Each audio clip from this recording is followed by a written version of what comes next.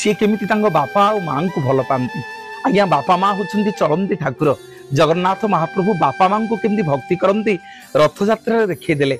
पचराला प्रभु ए जात्रार ना कहीं गुंडीचा यात्रा ना समग्र जगत मो माँ को मन पकेब ना प्रभु जो जी आपण बापा ना समस्ते से पुष्करिणी गाधेबे।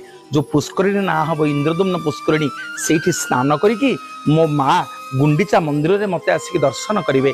से दिन मु गुंडीचा राणी की कथा देती इंद्रदुम्न राजा तो मागिले प्रभु वंश बुड़ी जाऊ माँ को बाध्य कली। से दिन राणी गुंडीचा मते मागी प्रभु मते यही बर दिंतु वर्ष को थे कर्मभूमि जन्मभूमि की आसवे जो दिन आसवे प्रभु मोरी ना रे से जात्रा ना रखिए।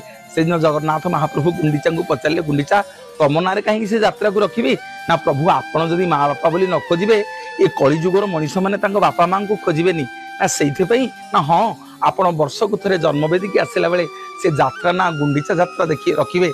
सबू लोक वर्ष सारा पचरा हम कुआड़े जाइल लोके कहे जगन्नाथ मंदिर को जाइली किंतु जो दिन आप यात्रा करेंगे बाहर को आसवे सबुतक लोक कहे कुआड़े जाइल गुंडीचा यात्रा करने को जाइली।